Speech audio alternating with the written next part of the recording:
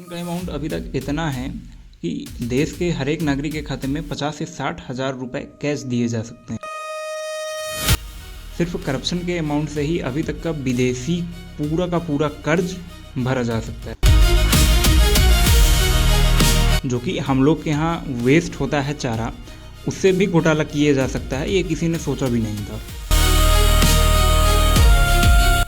हर एक civil servant बनने के लिए हर एक स्टूडेंट को 5 से 6 पेपर देने होते हैं, लेकिन नेताओं को जो गद्दी मिल जाती है वो बिना किसी एग्ज़ाम सिस्टम के ही मिल जाती है।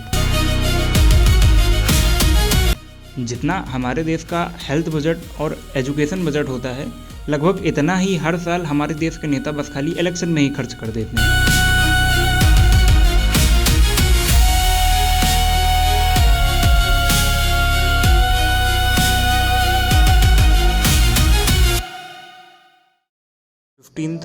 अगस्त 1947।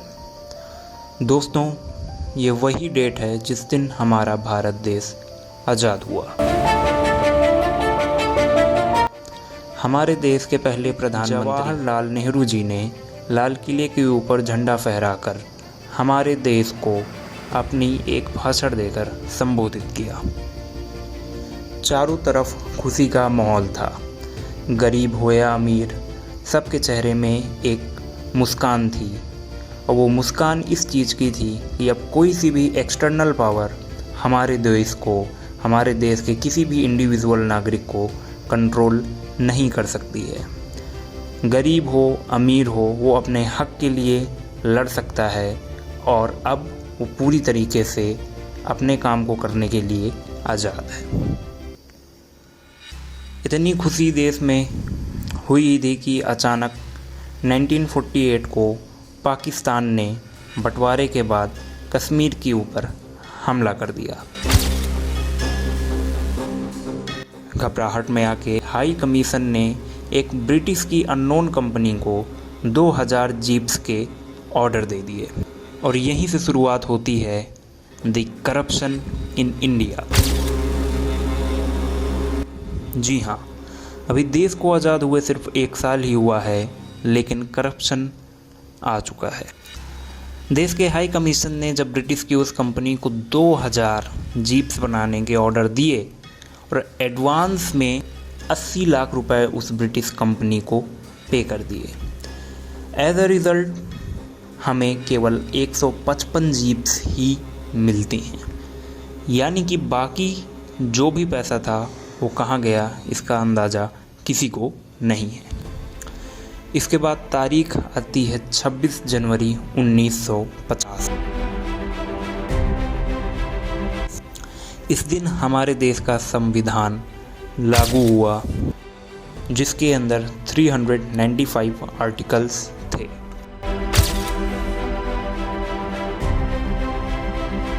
ये आर्टिकल देश के हर एक उस इंडिविजुअल के लिए था जो कि भारत के अंदर है, फिर वो हिंदू हो, मुस्लिम हो, सिख हो, ईसाई हो, गरीब हो, या कोई बिजनेसमैन का, या बड़ी फैमिली, बड़ी रॉयल फैमिली का कोई सा भी इंसान हो। देश के चारों कोने में खुशी का ही माहौल था कि तभी कुछ नेता अपनी स्वार्थ के लिए इसी कॉन्स्टिट्यूशन का गलत फ़ायदा उठाने लगे। जिन देशवासियों को ये लग रहा था कि अंग्रेज़ से आज़ाद होने के बाद वे अपना काम आसानी से कर सकेंगे, अपने हक के लिए आसानी से लड़ सकेंगे, वही देश के अंदर बैठे हुए कुछ ऐसे इंडिविजुअल नेता, कुछ सिविल सर्वेंट ने बिल्कुल इसका उल्टा कर दिया। बात करें अगर इंडियन कॉन्स्टिट्यूशन की, तो इसमें टोटल 395 आर्टिकल्स थे, जिनमें से कि कुछ आर्टिकल ऐसे थे जैसे आर्टिकल नंबर 102, जिसमें कि साफ साफ लिखा है कि अगर कोई सा भी मेंबर ऑफ पार्लियामेंट करप्शन के मामले में पकड़ा जाता है तो उसको अपनी कुर्सी छोड़नी होगी। In a similar way article number 191 में सेम यही चीज़ एमएलएस के लिए लिखी हुई है, और आर्टिकल नंबर 311 में साफ साफ ये लिखा हुआ है जो कि सिविल सर्वेंट को सिक्योरिटी प्रोवाइड करता है। आर्टिकल नंबर 311 के 2A में ये लिखा हुआ है कि अगर कोई सा भी सिविल सर्वेंट करप्शन के मामले में पकड़ा जाता है तो उसको डिसमिस कर दिया जाएगा। इतने सारे टाइट आर्टिकल्स होने के बाद भी हमारा देश करप्शन के मामले में बहुत ज़्यादा पीछे नहीं है।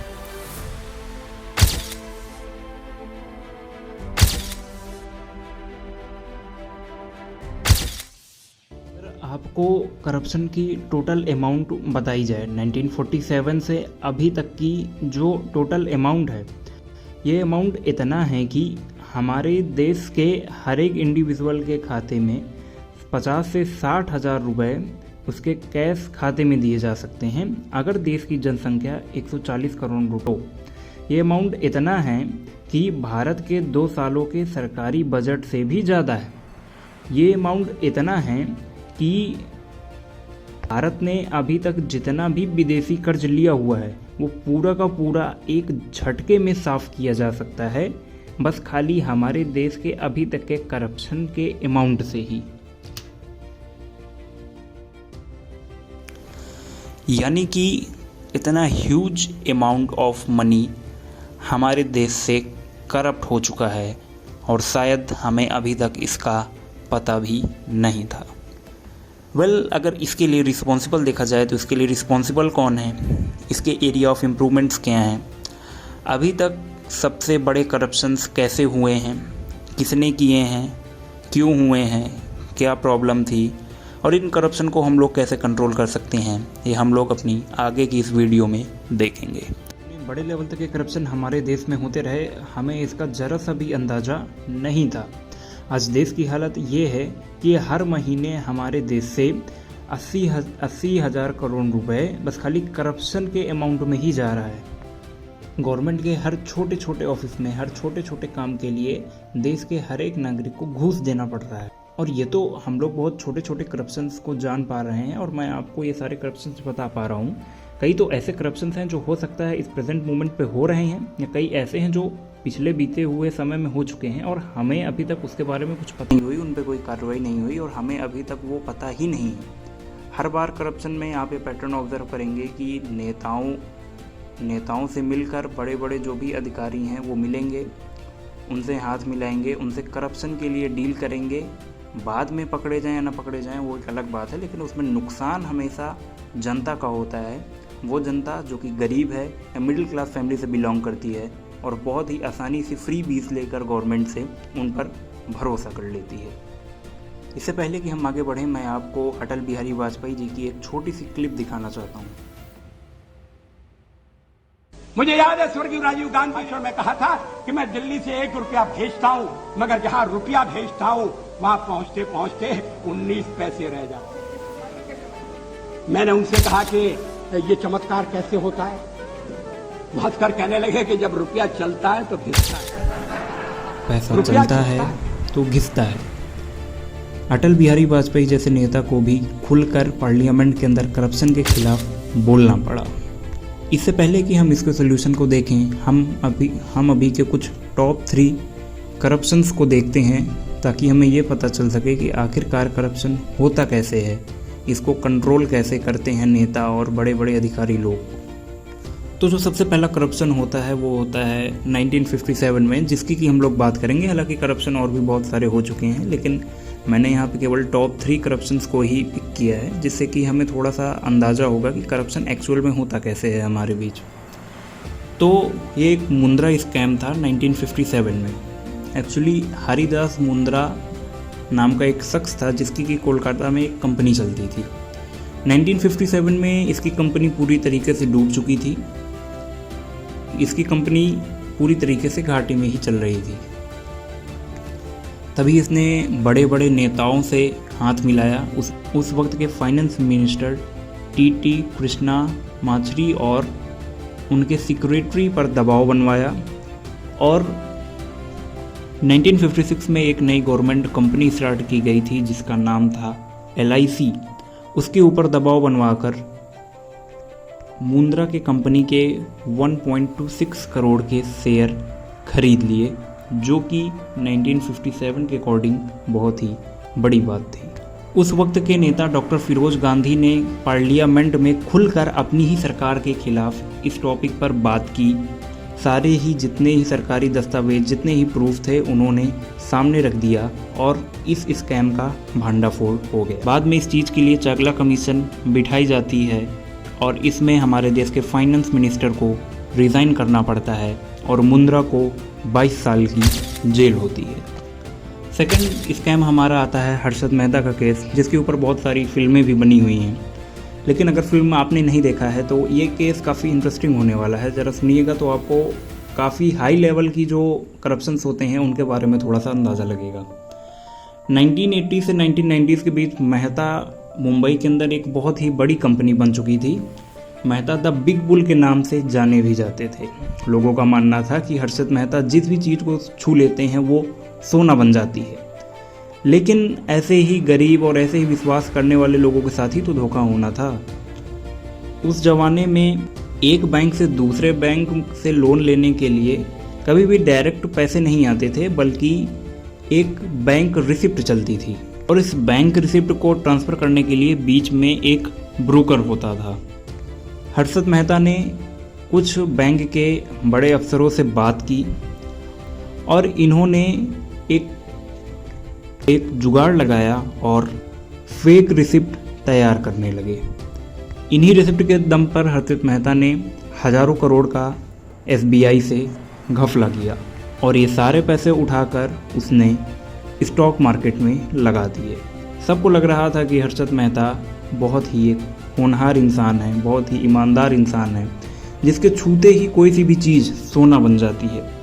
फिर आता है अप्रैल 1992, जहाँ पे सुचेता दलाल ने टाइम्स ऑफ इंडिया में एक खबर छापी कि SBI के अंदर 500 करोड़ का घोटाला हो चुका है, जिसके बाद पूरे देश में अफरा तफरी मच गई। इस घपले के अंदर जनता के 4000 करोड़ रुपए डूब गए, जिसके बाद हर्षद मेहता के ऊपर 70 से भी ज़्यादा क्रिमिनल केस ठोके जाते हैं और 2001 में हर्षद मेहता की हार्ट अटैक से जेल के अंदर ही मौत हो जाती है।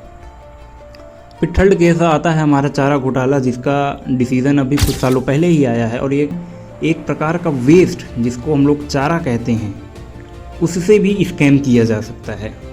ये कर दिखाया है हमारे बिहार के कुछ नेताओं और कुछ करप्ट अफसरों ने।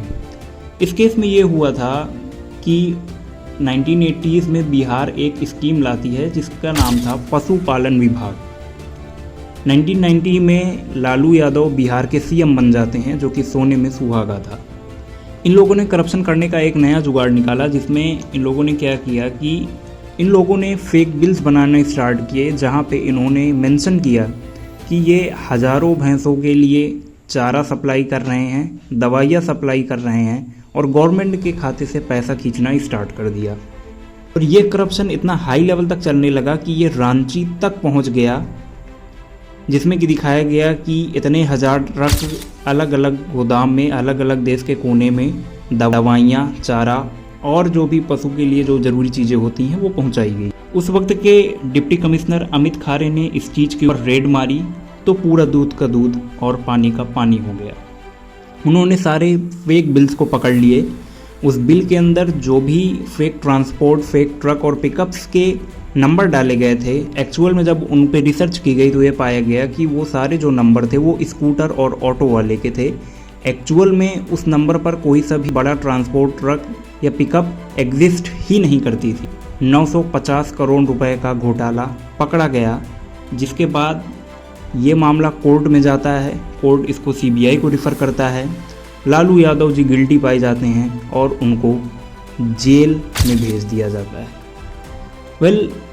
इन 3 टॉप स्कैम को देखने के बाद आपने एक पैटर्न ऑब्जर्व किया, जैसे कि मैंने पहले भी बताया कि जो भी प्रॉफिट लिया है, जो भी नुकसान हुआ है, उनके बीच एक अलग सा ही पैटर्न दिख रहा है। फ़ायदा हुआ है उन करप्ट नेताओं का, उन बड़े बड़े अफसरों का, और जो नुकसान हुआ है वो हुआ है गरीबों का, जो कि बहुत ही आसानी पर किसी पे भी विश्वास कर लेते हैं।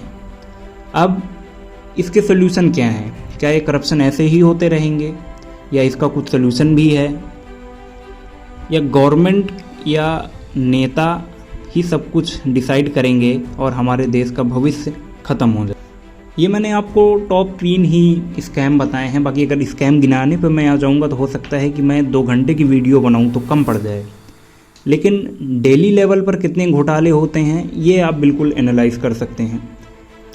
सरकारें आती रहेंगी, सरकारें जाती रहेंगी, लेकिन हमेशा करप्शन के मामले में देखा जाए जो भी इस देश के भविष्य की डोर है वो उन अनपढ़, गंवार, करप्ट नेताओं के हाथ में चली गई है जो कि सिर्फ अपना फ़ायदा ढूंढने वाले हैं। देश हित के लिए वे कुछ भी नहीं करने वाले हैं। इलेक्शन से पहले वो आएंगे, आपके सामने हाथ जोड़ेंगे, लेकिन अगले 5 साल वो आपके देश में, आपके एरिया में क्या विकास करेंगे, इनका हिसाब अगर आप मांगें तो हो सकता है उनका मुंह भी ना खुले। यहाँ तक कि इस देश की जनता इस लेवल तक फ्रीबीज के लिए पागल हो जाती है कि वो उनको तक जिता देती है जो कि शुद्ध हिंदी पढ़कर पार्लियामेंट के अंदर शपथ नहीं ले सकते हैं। विधानसभा के सदस्य निर्वाचित हुई हूँ मैं ईश्वर। अब हम बात करेंगे कि इन डेली लाइफ के करप्शंस का सल्यूशन क्या है। आगे बात करने से पहले मैं फिर आपको अटल बिहारी वाजपेयी जी की एक छोटी सी क्लिप दिखाना चाहूँगा जिसमें कि उन्होंने ये कहा है, अपराधी हमारे पास आते थे अपने बचाव के लिए, फिर उसके बाद दूसरी स्थिति आई, अपराधी हमारे पास आने लगे हमारी मदद के लिए। हम उनकी मदद लेने लगे चुनाव जीतने के लिए, पोलिंग बूथ पर कब्जा करने के लिए। ये उन्हें देखा कि अगर हमारी सहायता से जीत कर जा सकते हैं तो हम ही क्यों न जीत कर जाएं। इनको भेजने तो जैसा कि देखा आपने, पहले बड़े बड़े नेताओं ने इलेक्शन जीतने के लिए बड़े बड़े गुंडाओं, माफियाओं, बाहुबलियों का सपोर्ट किया। फिर उन गुंडों ने सोचा कि अगर हम इन नेताओं का सपोर्ट करके इनको इलेक्शन जिता सकते हैं तो हम ही क्यों ना मंत्री या बड़े पद पर चले जाएं। तो इन्होंने उसी पावर का यूज़ कर कर जनता के अंदर दबदबा बनाकर ये अब बड़े मंत्री और नेता बन चुके हैं। बात करते हैं इसके सोल्यूशन पर, लेकिन सोल्यूशन से पहले भी हम ये बात करेंगे कि आखिर वो पैसा इनके हाथ में जाता ही कैसे है। क्या इस चीज़ का कोई दूसरा सोल्यूशन नहीं है? और अगर नहीं है तो आगे हम लोग क्या कर सकते हैं जिससे कि ये सुधार हो सके। देखिए, करप्शन होता कैसे है इसको जानने के लिए हमें जड़ तक पहुंचना होगा। तो इस जड़ की शुरुआत होती है हमारे देश के बजट से। हर साल देश में एक बजट लाया जाता है जिसके ज़रिए साल भर कुछ न कुछ देश के अंदर जो भी काम है उनको किया जाता है। अलग अलग सेक्टर के अलग अलग बजट होते हैं। जैसे कि हमारा एजुकेशन बजट है, उसका 1,39,289.48 करोड़ रुपए जो है वो हमारा एजुकेशन का बजट है, जो कि 2026-27 का है। इसी तरह हेल्थ बजट होता है, डिफेंस बजट होता है, और देश के जो भी अलग अलग सेक्टर होते हैं उनका अलग अलग बजट होता है। अब सिस्टम ये होता है कि ये जो बजट है ये डिफरेंट स्टेट्स को या डिफरेंट कैबिनेट्स को एलोकेट किए जाते हैं।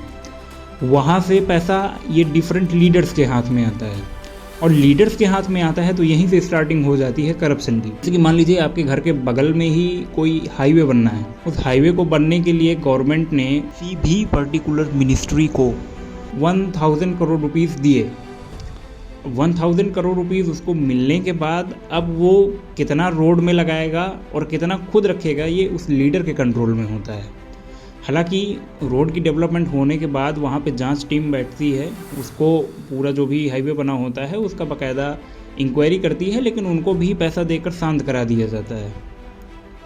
जैसे कि हमने पिछले 3 स्कैम देखे, उसमें आपने जैसे कि देखा कि कोई सा भी बिजनेसमैन, नेता अगर करप्शन कर रहा है तो कहीं ना कहीं बीच में उसके जो सिविल सर्वेंट्स होते हैं वो कहीं ना कहीं इन्वॉल्व होते हैं, डायरेक्टली हो या इनडायरेक्टली हो, लेकिन उनका इन्वॉल्वमेंट होना अनिवार्य है।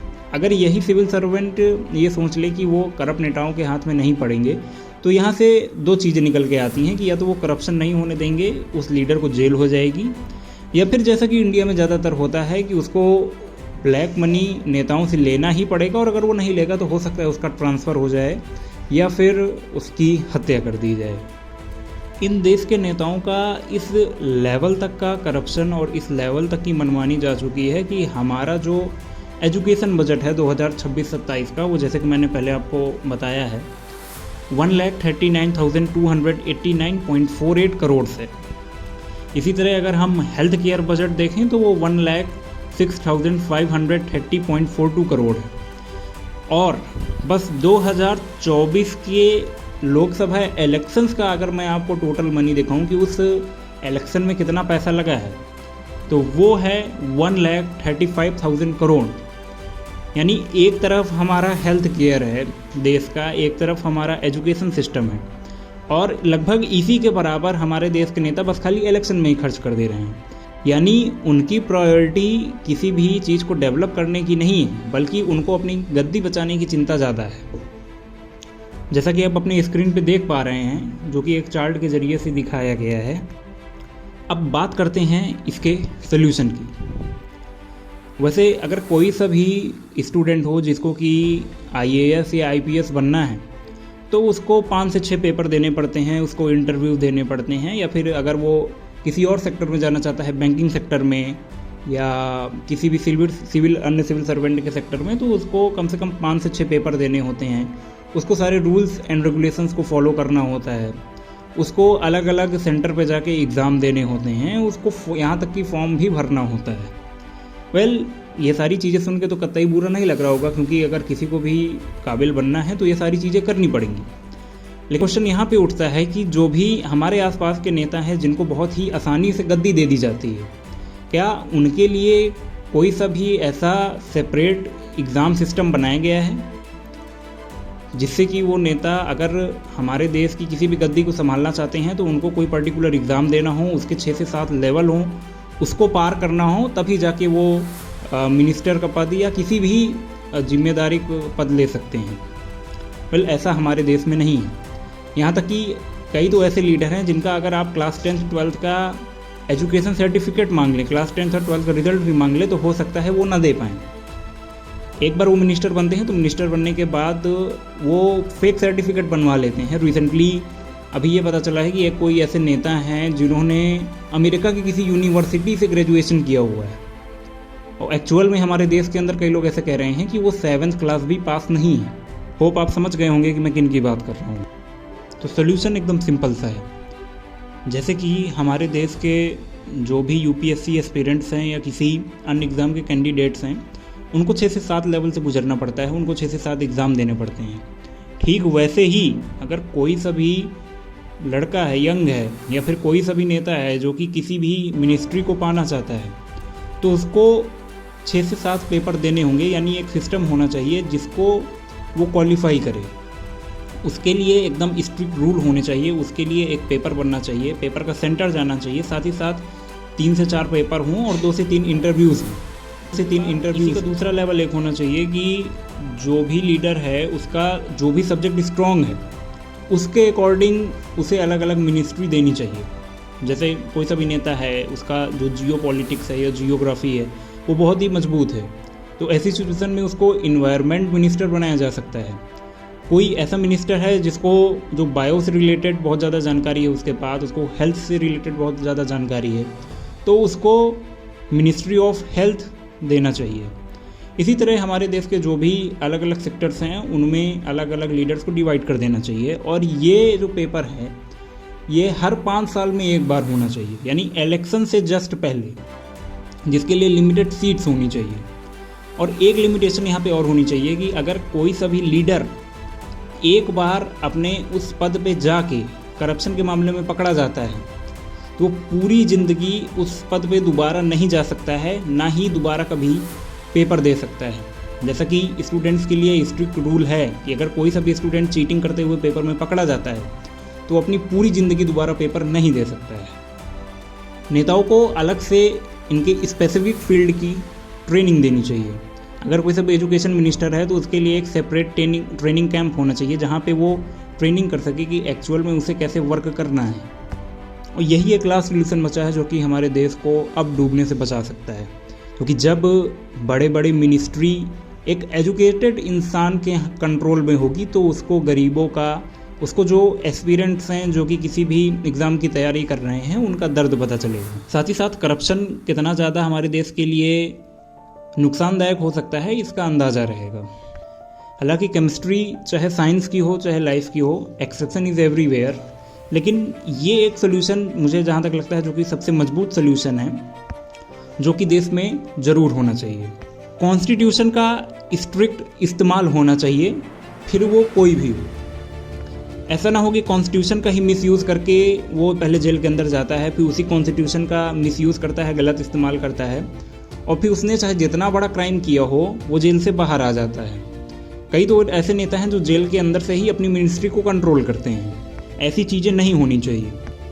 बाकी आपके नज़रिए से और क्या सोल्यूशंस हो सकते हैं जिससे कि हमारे देश का जो करप्शन है और जो नेताओं के हाथ में इस देश की डोर जा रही है उसको कंट्रोल किया जा सकता है, ज़रा कमेंट में ज़रूर मुझे बताइएगा। हम भले ही इस देश के अंदर हो सकता है बहुत ज़्यादा वैल्यूएबल इंसान ना हो, कोई हमें ना जानता हो, लेकिन as a citizen of India हमारी ये जिम्मेदारी है कि अगर कोई सा भी नेता हमारे घर के बाहर हमें फ्री बीज देकर वोट मांगने आता है तो हमारी ये जिम्मेदारी है कि उसका फ्री बीज ना एक्सेप्ट करके बल्कि उसके क्वालिफिकेशन सर्टिफिकेट्स मांगने चाहिए,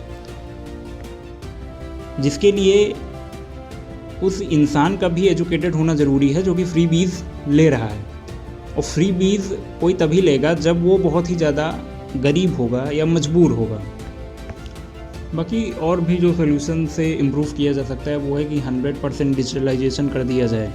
हमारे देश के जो भी फोर्सेस हैं, पुलिस हो या CBI हो या कोई सी भी स्पेसिफिक फोर्स हो, उसको एकदम पावर दे दिया जाए कि वो नेताओं तक को भी बहुत ही ईजिली कंट्रोल कर सके।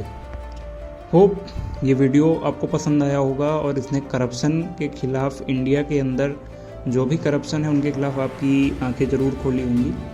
और नेक्स्ट टाइम अगर आप ऐसा कोई सा भी इंसिडेंट देखते हैं तो प्लीज़ सावधान रहें, सतर्क रहें, क्योंकि आज आपका छोटा सा स्टेप अगले आने वाले देश का भविष्य डिसाइड कर सकता है, जिसके जिम्मेदार हम और आप दोनों हैं।